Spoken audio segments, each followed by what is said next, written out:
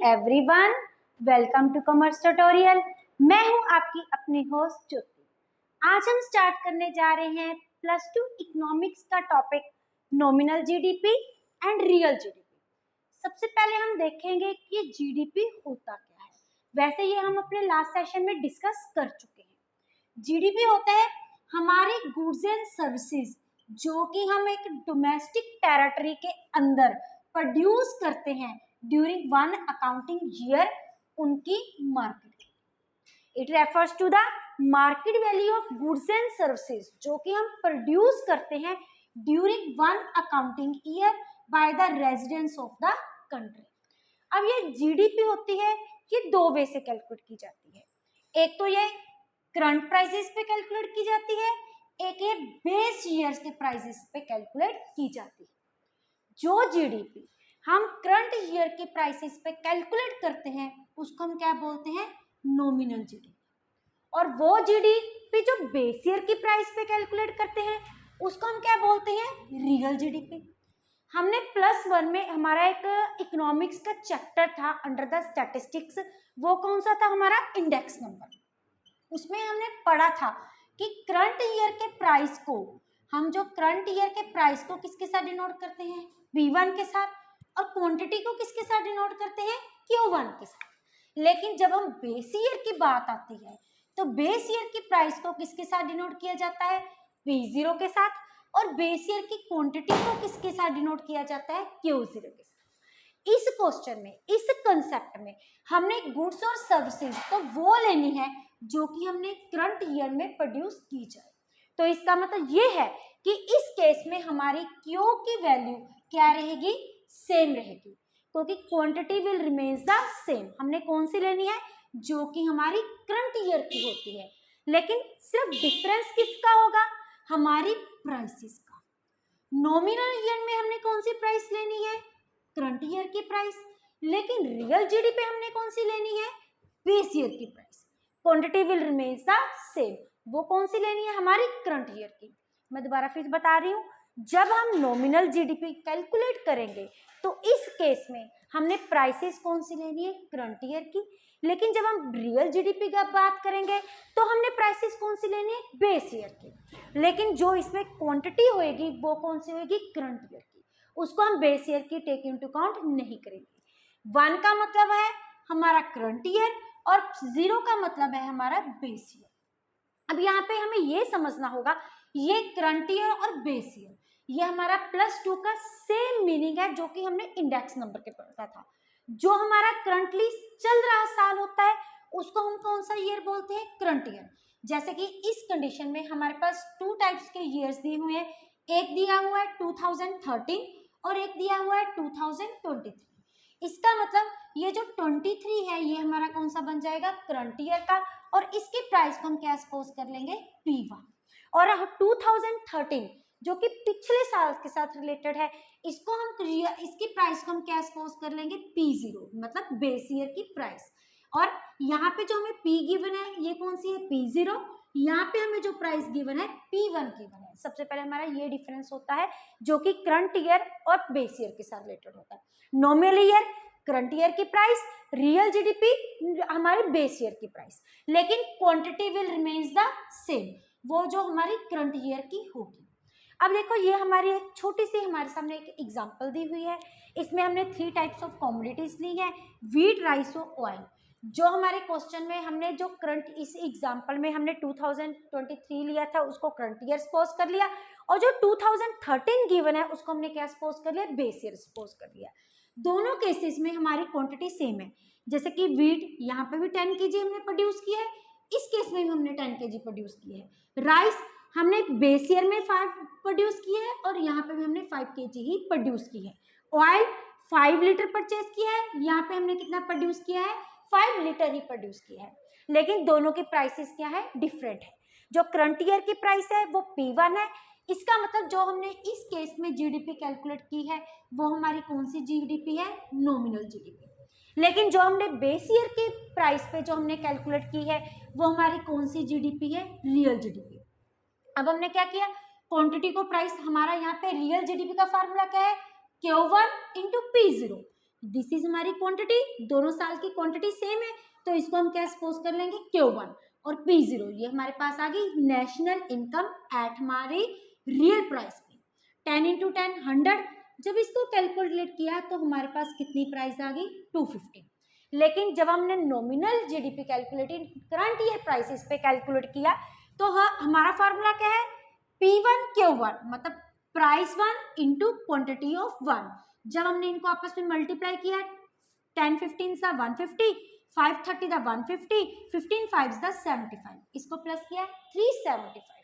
अब ये जो हमारी जीडीपी आई है ये कौन सी है, नॉमिनल जीडीपी, और ये जो हमारी आई है ये हमारी क्या है, रियल जीडीपी।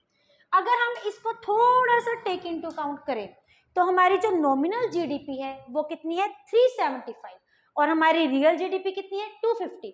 अगर हम इसको डायरेक्ट एक बार देखें तो हमें क्या पता लगता है कि हमारी जीडीपी बहुत ज्यादा इंक्रीज हो चुकी है, मतलब हमारी जीडीपी ग्रो हो चुकी है, तो हमारी इकोनॉमिक ग्रोथ भी डेफिनेटली हो रही है। लेकिन ये बात बिल्कुल भी सही नहीं, क्योंकि प्रोडक्शन तो उतनी हो रही है जितनी हमारी करंट ईयर में प्रोडक्शन है, उतनी हमारी यहाँ पे भी प्रोडक्शन है।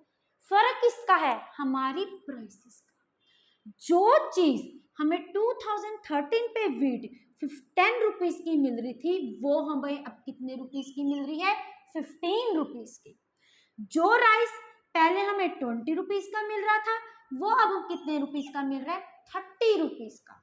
और जो ऑयल पहले हमें 10 रुपीज का मिल रहा था वो अब हमें कितने रुपीज का मिल रहा है 15 रुपीज का। मतलब जो ये हमारी जीडीपी ग्रोथ शो कर रहा है ये ड्यू टू क्या कर रहा है, इन्फ्लेशन की वजह से कर रहा है। हमारी जीडीपी वैसे कुछ भी इंक्रीज नहीं हुई, ये ड्यू टू इन्फ्लेशन है। इन्फ्लेशन क्या होता है इकोनॉमिक्स में, rise in the price of product, कि हमारे जो प्रोडक्ट के प्राइस है ये वो कंटिन्यूसली क्या हुई जा रही है, इंक्रीज हुई जा रही है। मींस महंगाई बढ़ रही है, महंगाई बढ़ने के बाद इन्फ्लेशन बढ़ रहा है, जिसके कारण जो हमारी जीडीपी शो कर रही है वो कौन सा ग्राफ शो कर रही है, ऐसे इंक्रीजिंग ट्रेंड का ग्राफ जो शो कर रही है। लेकिन ये हमारा कोई रियल इंडिकेशन नहीं है। इसलिए जब भी हम जीडीपी कैलकुलेट करते हैं एट द नॉमिनल प्राइस पे तो उसको हम जीडीपी की करेक्ट पिक्चर नहीं मानते। हम ये सोचते हैं it does not reflect the true picture of हमारी इकोनॉमिक। जब भी हमने इकोनॉमिक ग्रोथ कैलकुलेट करनी है तो उस केस में जो हमारी ट्रू पिक्चर शो करती है वो हमारी कौन सी जीडीपी करती है, that is real GDP.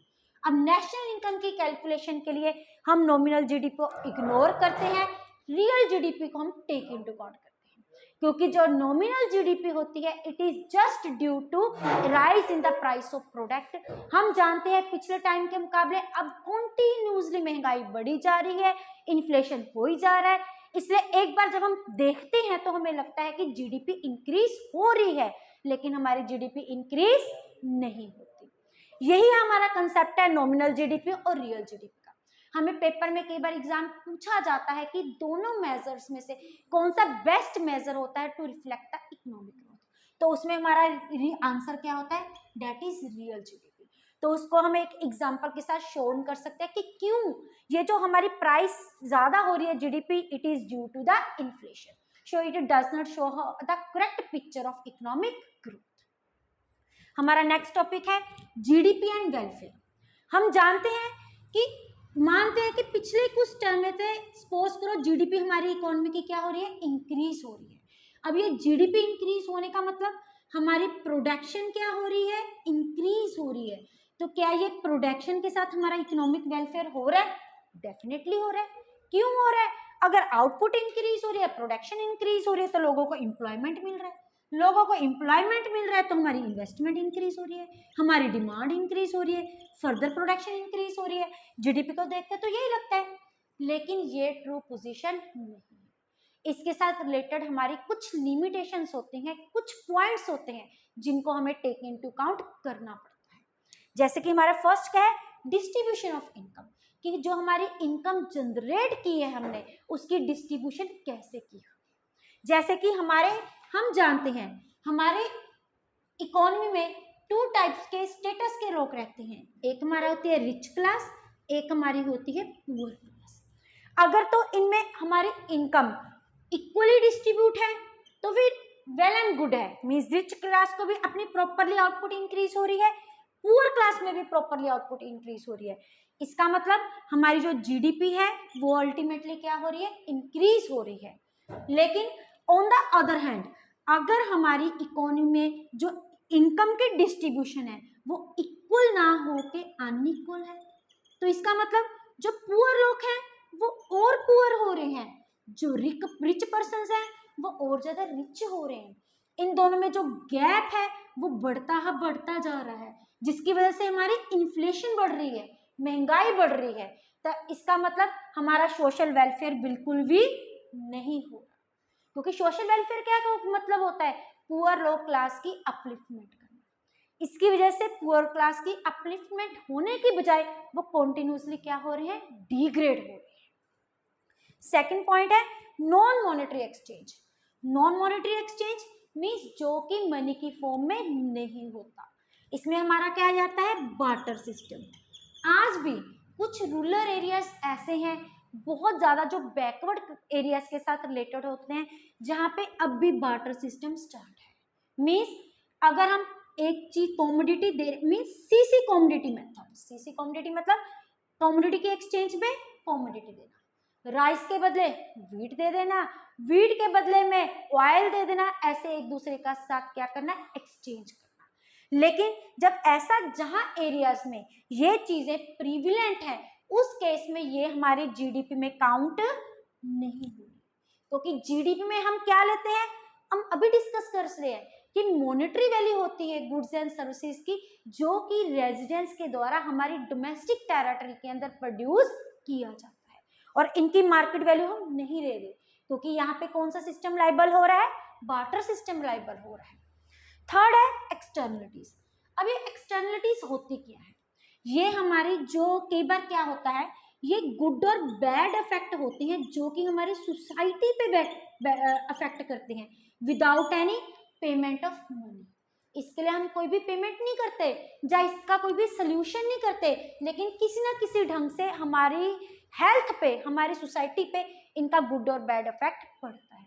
For example pollution, जब पोल्यूशन क्रिएट होता है वो काउंट नहीं होता, लेकिन उनका हमारी हेल्थ पे बैड इफेक्ट पड़ता ही पड़ता है। जो लोग ड्रग्स लेते हैं, जो लोग शराब वगैरह पीते हैं, उनका हेल्थ पे वो बैड इफेक्ट पड़ता है, लेकिन हम उनको अपनी जीडीपी काउंट नहीं कर रहे।